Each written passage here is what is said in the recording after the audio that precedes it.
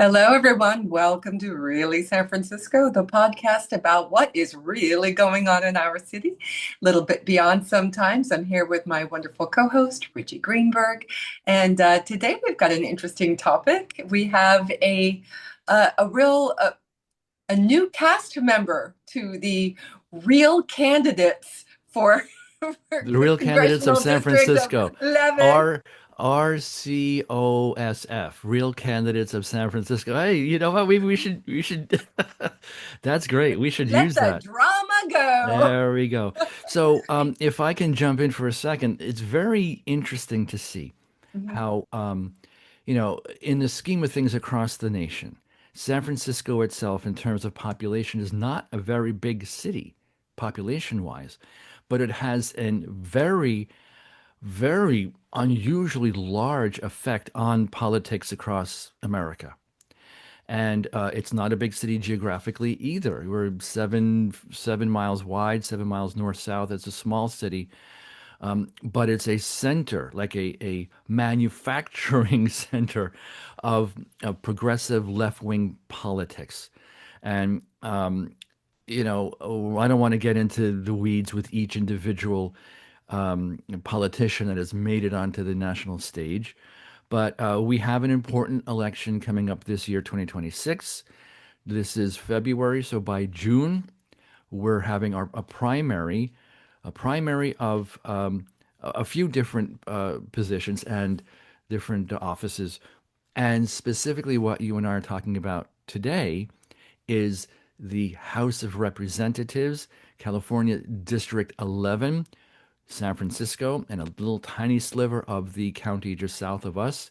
And this is House of Representatives to replace or succeed, I should say, Nancy Pelosi, who was retiring, right? Yes, yes, absolutely. So we're having the new guard.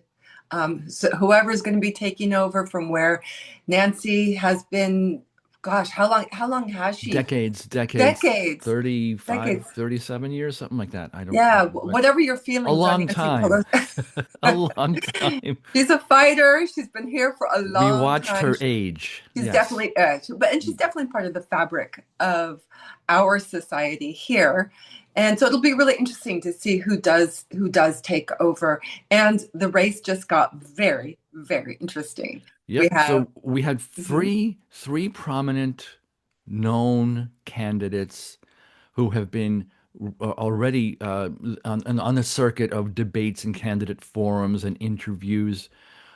Three of them, even though I think there's eight or nine candidates in total, but the others have just not even really launched. I mean, they're there, they file the paperwork, but there's so much more to a campaign than just filling out a form and saying, I intend to run. right, right. Yeah. So these are the primary candidates. And the ones who are raising money, who are the ones who are raising Definitely, funds. And definitely. so who are those three?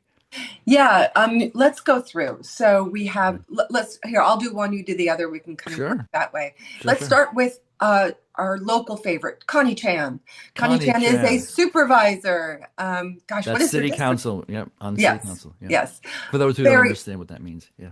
Yeah. sure. Yeah, I mean, Connie is very, very progressive. They're all progressive. Good. Each one of these candidates defines themselves as a progressive. What is a progressive? Left wing. It's left. I mean, and I did get a lot of flack online this morning or Yeah. at some point recently when I defined Scott Wiener, who's also running as progressive, and I'm like, he calls himself a progressive. It's Yeah. not me, it's him. What did And someone push back and say he's not progressive, he's they said moderate? that he's not left wing. Well, that Oh, he is what derf it. progressive is. I'm He, I'm I've done an analysis of him and Mamdani, New York's Mhm. Mamdani, side by side, and they're very, very similar. Hey, They and actually are. I don't care a rose by any other name. It's a rose Still or has or something. thorns. It is, yeah, it is. So there's no why quibble. The Yeah. fact is, yes, they are very much on the left. Yep. These candidates. So Connie Chan, definitely on the progressive left here in San Francisco, Totally. totally, and she has very strong ties to the more kind of the radical branch Hmm. of left wing politics here in the city. So Hmm. that's one. She's running. She's I believe Has she been? I think she was pinpointed by Nancy Pelosi herself, saying this is who I would like to have succeed me. Yes, So, yeah, there's no official endorsement by Pelosi for Connie Chan yet, or if it right. will, I don't know. But they have been working closely. They've been working together over the last couple of years. Connie Chan is the supervisor, city council person from District 1, which is my district. This is where our studio is in District 1. That's the northwest part of the city. She ran for supervisor and won a few years ago. Then she just ran for re-election in November 2024 and won again. So she's going to be terming out in a few years, but still, she would just vacate if she won. Right. One of the things that of her policies, I mean, there's many different things that we can go through, but the thing that she is currently championing, besides Easy things for you like to the say. FCK ICE, right, to defund ICE and shut down all of that, is she wants to tax the rich. Mm. She's into this not only a local San Francisco pending ballot measure to punish punitive tax on the most successful CEOs of the most successful companies that are running here in San Francisco. But she says that she could see that going either statewide or national. And it seems as if what she's trying to say is if she's elected, that she would push as a member of the House to push for a punitive tax on the wealthy. That's So correct. Yeah. how more left wing can you get? I mean, Right. besides other issues. Aside from that, her flavor is less YIMBYism, more affordable housing Hmm. ism. I wouldn't even call it NIMBY, which, not in my backyard. She does want, this is what she has pushed for, is affordable housing, AKA the projects, Hmm. social housing. So very different approach than Scott Wiener. But still, okay, that I would say that is her special sauce when it comes to the difference between the two other progressive candidates. Now, also, just looking really quickly at a printout that I compiled about Connie. Yes, about affordable housing. She is concerned about the high cost of housing, which I think everyone is. The affordability, I don't think that is an issue of it's left or right, Republican, Democrat. We all are concerned about that.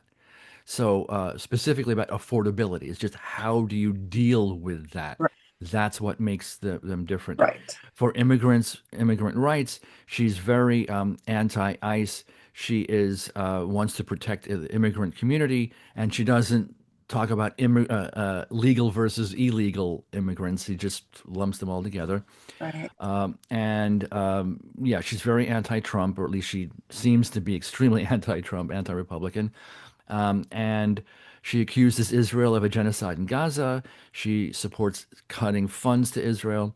She also she says that she's very community focused, emphasizes local strategies, but trying to figure out how her as a elected member of our board of supervisors of the city council, how can she now translate that success nationally? So that's where she's coming from. And if you have seen any and watched any of her candidate forum participation against the other two prominent candidates, this is what she keeps saying over and over again. She brings it back to she is working locally, her experience on being on the finance and budget committee here in San Francisco, that would help her understand what she could do, how she could be involved, those issues in national politics. Right. That is So Connie. there you go. So let's move on. Let's go. Let's focus now on Scott Wiener. I believe he's the front runner. Yes, he He's is. got the most cash Most. behind him, the most prominent support Hmm. behind him. He is an out and out YIMBY. He wants to build. He is much more concerned, or not concerned, but focused on housing in his own way. But he is also very much of a progressive. He really got himself into some hot water regarding the Upper Great Highway debacle.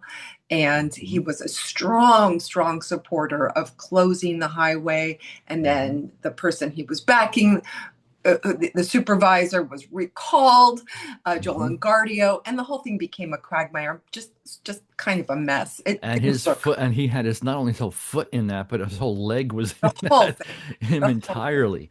Yeah, Yeah, yeah. yeah, and it really created some bad blood.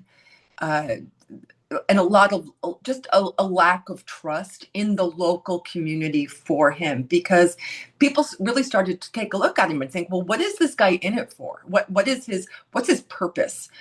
Scott has some very troubled history when it Hmm. comes to various topics that I think are going to hurt him tremendously.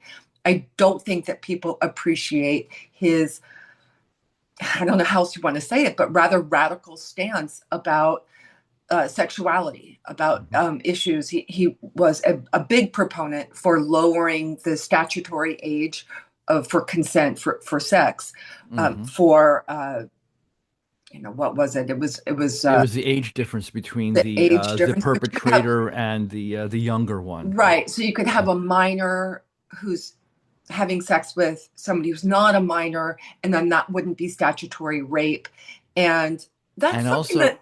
but also to avoid legislation to avoid if that person or others were prosecuted, that they would not be on the sex offender registry Right. list. So Right. that's It another. rubs a lot of people the wrong way. That It is does. that is something that has just kind of makes people go, ugh, not really big on into that. The same thing, the there was a loitering piece Right. of legislation that he wrote, Wrote. and Yeah. right, and that also that's about prostitution. And one Hmm. thing that I hey, former women's studies minor here, Yeah. I studied a lot of issues surrounding prostitution, and it's not a victimless crime. Right. It's not something to be taken lightly. It is a Hmm. really devastating thing experience. Sorry, I'm just not big into this whole, No. right. It Yeah, so and that bit of legislation about loitering, about like relaxing it, we're talking about now. So in other words, right. any of these people that were walking the streets would not be prosecuted, or a different type of rule. But that had an effect because that was statewide. That's not San Francisco. You see, Connie Chan is in City Hall here in San Francisco. Scott Wiener currently is a state senator in Sacramento, and his legislation is statewide. So whatever he proposes and did and wrote a bill that became law, that affects the whole state. So we're hearing stories out of Los Angeles that the loitering for sex, for prostitution, has just exploded in LA, much worse Yeah, than what we see here. it And has. that, see, so there And are I many. really liked, Yeah. and I just Oh, want to jump in here about that. I like to kind of flip that around. It's prostitution is the act of selling yourself. The other act is purchasing another person for right. It's the your. two sides. Yeah. Right. So I Yeah. think that we focus way too much on the act of selling yourself, which most women do and men too, due to support a drug habit, or they've been abused in their life. Something terrible has happened. It's just really ugly. But the people who purchase them, it's an abusive situation to me. Yeah. So I think that just rubs people the wrong way. I don't think that he gets a lot of support for that. Even the most libertarian of people kind of look at it very often and just go, "Ugh, I'm not into that." Regarding So his own personal sexuality, it's irrelevant. Who cares? I don't right. care if he wants to get his freak on. It doesn't matter to me. That's right. I It's mean, and irrelevant. it doesn't matter. And whatever his obsession is on genitalia, that's his own problem, So his thing, own obsession. That's what he likes. sure, So, but the thing is, outside of San Francisco, because who is voting for him, for any of these three or more, right. to succeed Pelosi? It's just us. It's just the San Francisco voters. It's not anywhere else in the state, anywhere else in the country at this point. And I mean, I don't want to get in the weeds and off topic here, but I think that if it came to a full statewide vote, he would have a lot of problems. Right now, he's only able to succeed and slowly move up the ladder because he's captured a lot of the attention of voters here in the city who sort of agree with him. So where does he stand on some key issues? Well, like similar to Connie Chan, he's really into pushing for social housing. Also, he wants to reform environmental laws for faster development, which means he wants to remove the barriers to housing development. That a lot of it has the barriers are environmental review. He wants to reform that. Transit-oriented apartments, meaning build, build, build right around transit centers.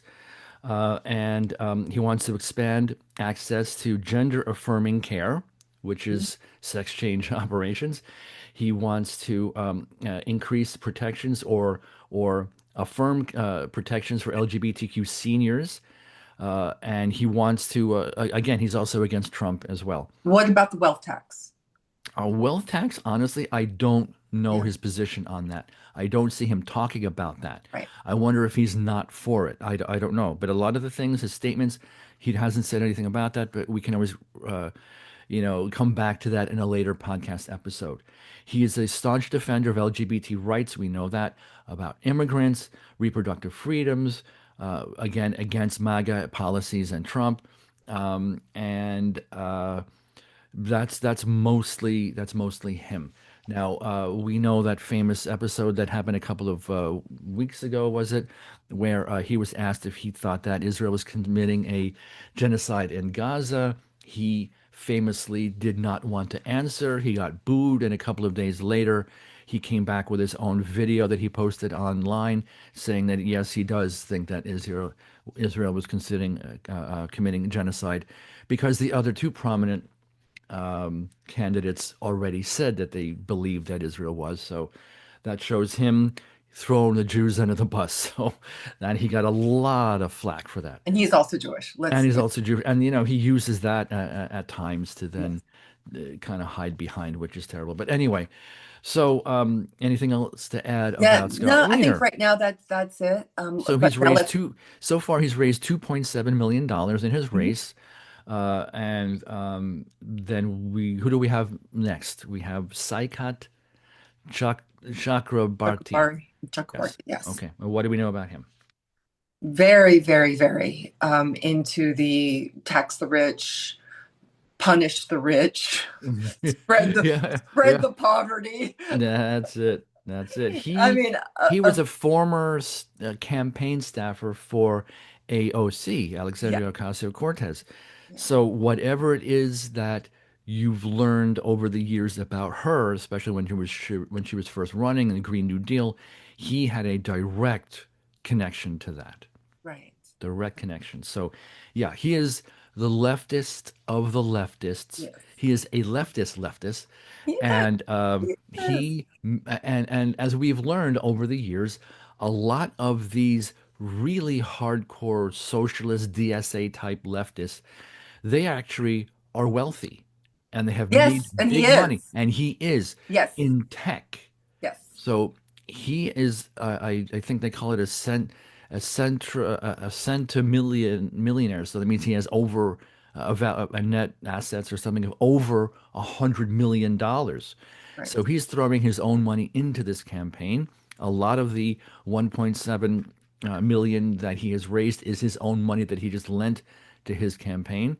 And there's hypocrisy right there. And we're Yeah. seeing a lot of He's these, yeah. right? He's really leaning into very, very heavily the idea that the wealthy people of San Francisco don't and of California aren't paying their fair share. Yeah, They're yeah. just not doing it. They're not and that if only we are able to take more money, redistribute it, then there would be enough health care for everyone and housing for everyone. And it's pretty hard line. So if you Extremely hard like that line. kind of thing, he's your guy. He's your guy. He's So your yes. guy. You So like that? That's what you're so gonna get. of those three, whether or not realistically he could win or not, but of those three, if one is a staunch DSA member and someone's really hardcore socialist left wing, everyone should vote for him Sure. because that is what you would get, the leftist of the left.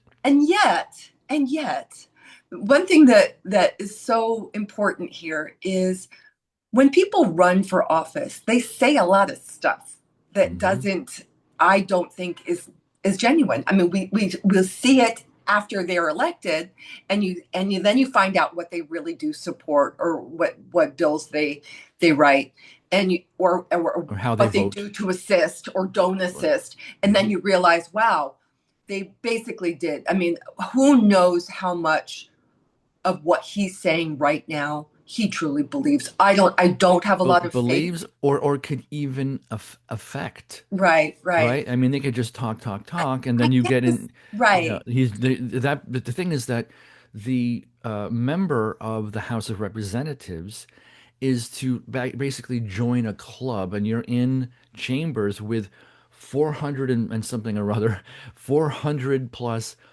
other colleagues that are all just sitting in meetings, listening to arguments on whether they should support or oppose a proposition or what have you, a proposal. Right.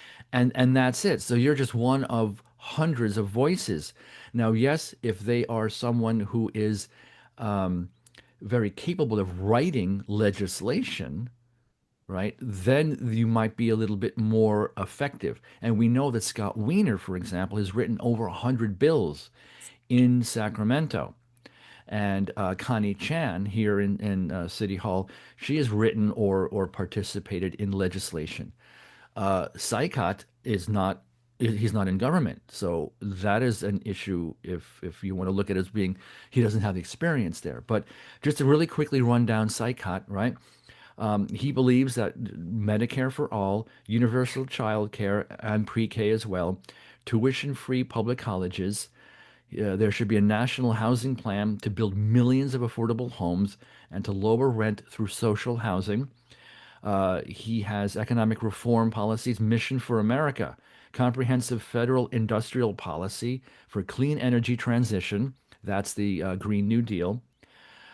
Job creation in high tech, economic mobilization, again, Green New Deal stuff.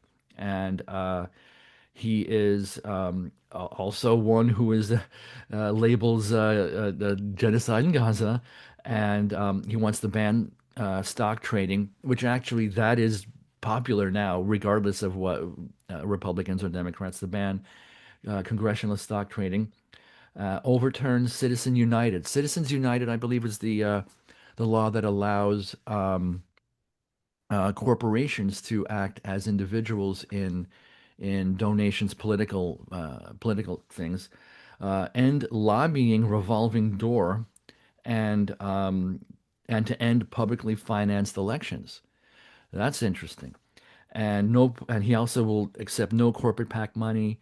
He focuses on inequality. Sorry, and that's him. So Yeah, that's that's him. him.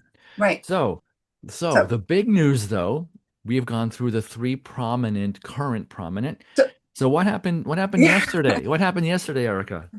Okay, so but before I get to what happened yesterday, the three Hmm. candidates who we have, I think a lot of people are trying to figure out, well, what's the difference? For a lot of San Franciscans, we're going to be voting, right, in the primary in June. We A lot of people were thinking, well, I'm just not enthusiastic about any of these people. They just seem like the same thing. They're the tired, old, uh, progressive agenda. And Hmm. again, if you like that, then you have three choices from which to choose, and then you choose your flavor from them. Hmm. However, it didn't resonate with a lot of people because it was just like this again, Yeah. Yep. who's Yep. who? And so no, but there was very little interest, and then in comes somebody entirely different, Marie Hurabiell. Marie. Yep. Now And that's what happened yesterday. that happened yesterday. She Yep. announced, or she it was found out that she had pulled her papers for that. And it was a big secret. It was a really well kept secret because I know Marie. I've known her for a long time. I've interviewed her Hmm. extensively. I've been on her stage. We have a long, long history. Yep. So to hey, she keeps that woman can keep a secret. So that was that So was yeah. pretty So cool. actually, I chatted with her. I texted her yesterday and this morning, and she said to me that she did not expect that this secret would have come out. And Yes. so, I mean, it's not much of a secret. They just filed the very most preliminary paperwork to run, and sleuths and reporters are just constantly scouring anything for any bit of information about anyone. And then that came up, and then they pushed it out there. It became a news story, like breaking news yesterday morning. It Yes. went out, I believe it was the New York Post, or California Post So I put it want there. people, right. So I Yeah. want people to imagine a grid like the old Sesame Street. Hmm. And you have one of these things is not Not like the like the other. other. You've got a hamburger, you've got a hot dog, and then you've got a sandwich, and then there's a tractor. And Right. Yeah, so yeah, yeah. what's different? Yep. And Yep. Marie's the tractor. Yep. Very, very, very different. She Yep. has a long and storied relationship to the city of San Francisco, five Yep. generations. Right, Well, fifth generation, yeah. And right. the other three prominent, they're not, none of them are natives of San Francisco. No, Yeah, no. yeah. So she's got real long legs here for sure. She has a background in the Republican Party. She was Hmm. a Republican for a long time. She did switch over to the Democrats, but Right, she's and not a progressive.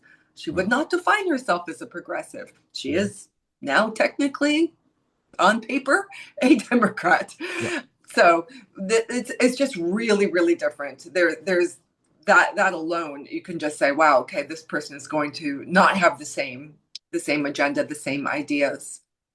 That's right.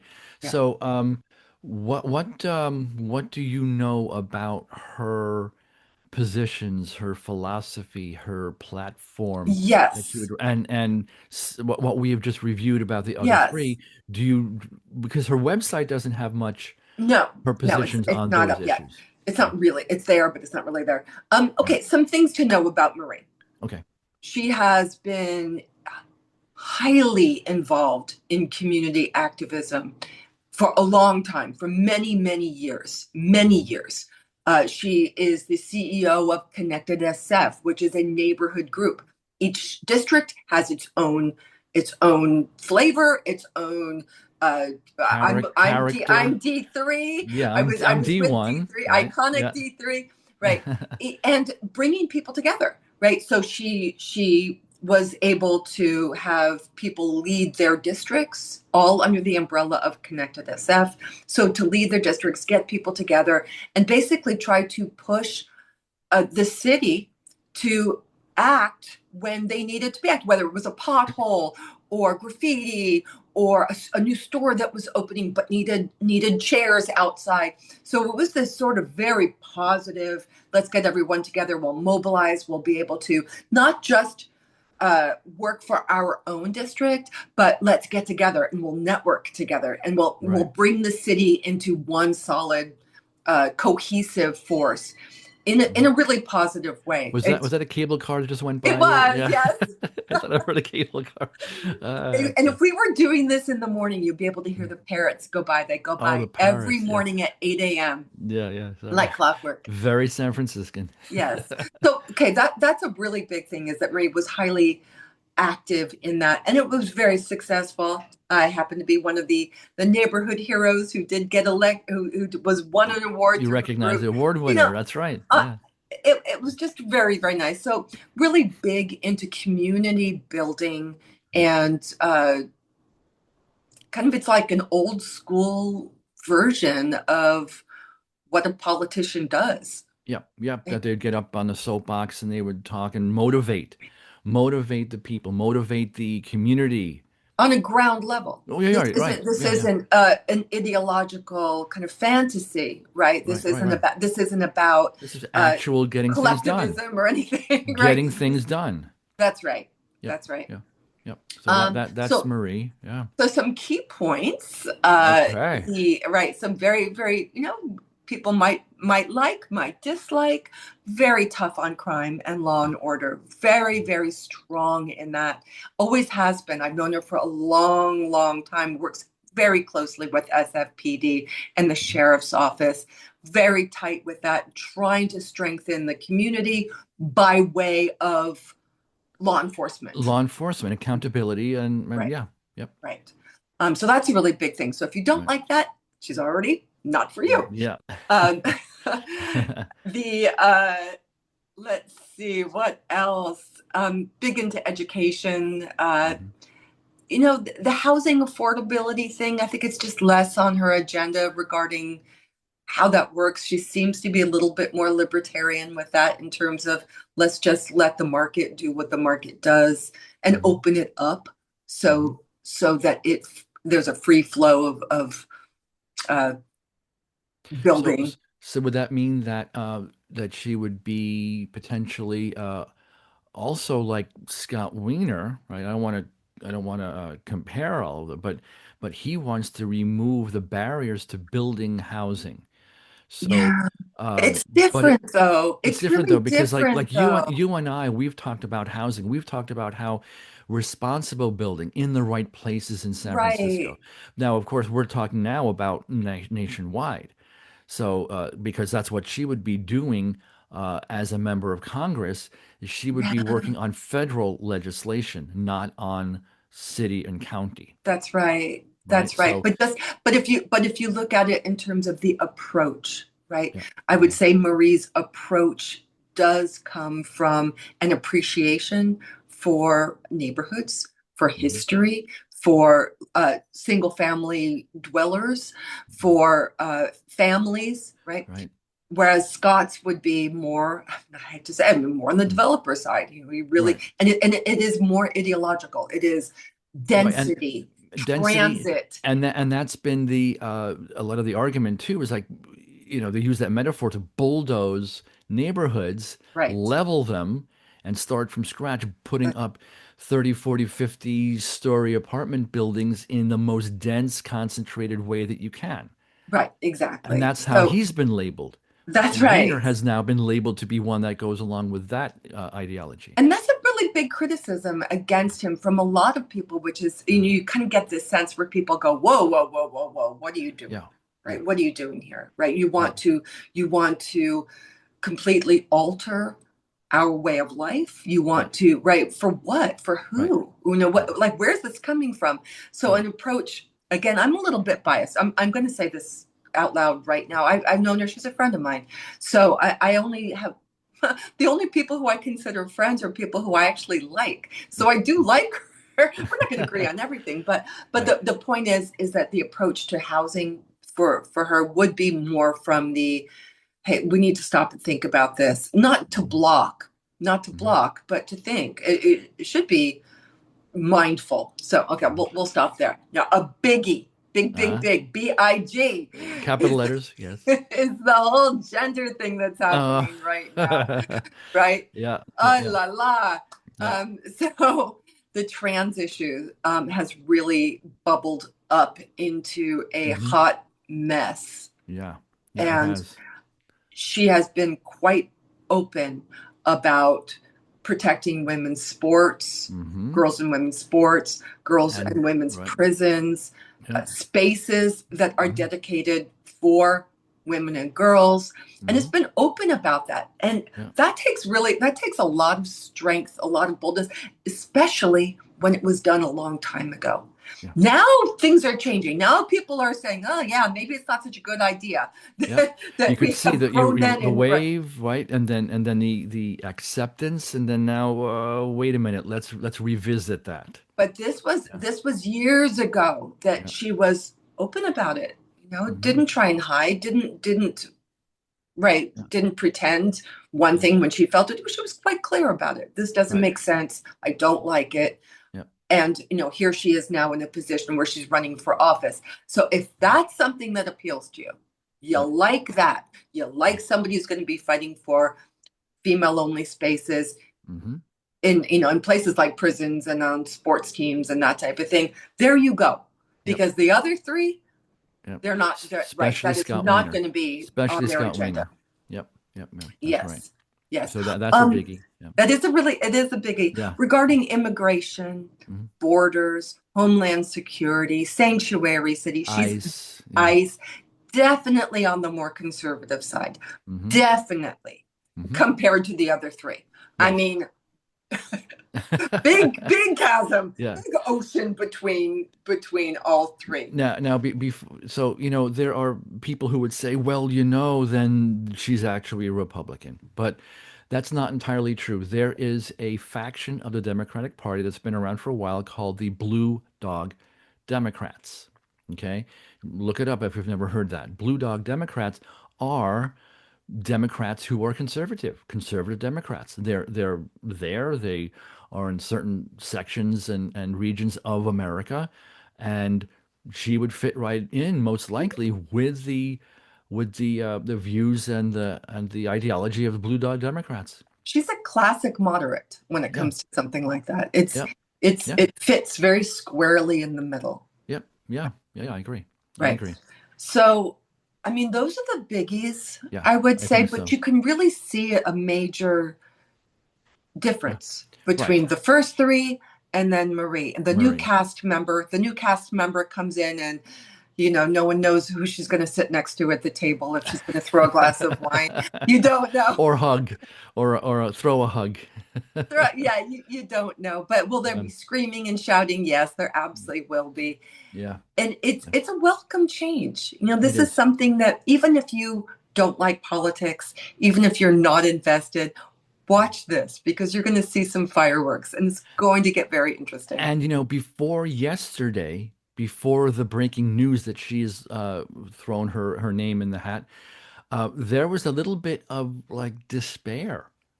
I could Yes, sense this talking to people around the city here, a bit of disbelief that we only have those three, Scott Wiener, Connie Chan, and Saikat Chakrabarti, to choose from. Like, who do you choose? The less of the evils, but now we actually do have a choice. The city does have a choice on who to elect to succeed Nancy Pelosi. that's right. If you want somebody who's completely different, Hmm. then you're certainly more apt to gravitate toward Yeah, toward Marie. for If you Marie. want, if you right. So really, it's a very interesting race, and here we go. Here we Right, it's go, not gonna. and June off is to the coming up. races. So what Yeah. happened? Can you tell everybody what happens in June? What actually you're Yes. going to be voting for? So, unlike local city elections, which were determined by ranked choice voting, the Congress candidates are not ranked choice voting. We have a primary in June and then a finals in November. Right. So, right now, there are more than two candidates that are running for this particular office. I think there's eight, or I think Marie now makes the total up to nine. The top two vote getters in June will then be on head to head in November. That's And it's right. simple. So it doesn't matter if they're Republican, Democrat, Libertarian, Green, whatever, independent. The top two, which means you could have two Democrats, a Republican and Democrat, two Republicans, doesn't matter. So she will be in contention with all the others. So Yes, we'll see what happens then in June, and we'll have a lot more to report on between now and June to see if anyone else jumps into the race. that's right. Yep. That's right. More And cast members can be arriving soon. And we know that we're putting up this podcast really quickly within 24 hours of the announcement that Marie has joined the race.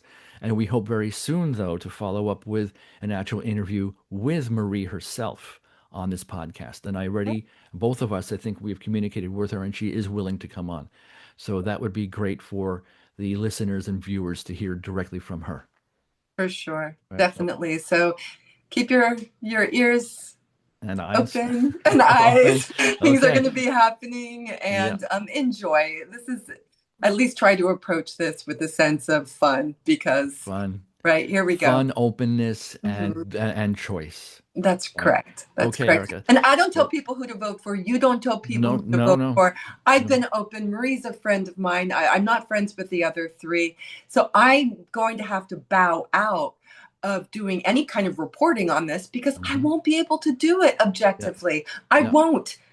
yeah, so yeah, yeah, so yeah. here all I can say now is I can give you what I have, but I I certainly will not be able to report objectively. Right. And so that's called you're recusing yourself. I am. I am Yeah. indeed. I am. Okay. All right, cool. So thanks everybody for listening and watching another episode of Really San Francisco. And this was a special edition where we're announcing the candidacy of Marie Hurabiell to represent San Francisco in the House of Representatives. So look forward to chatting with you again, Erica, and see everybody soon. Bye bye, everyone. Okay, bye bye.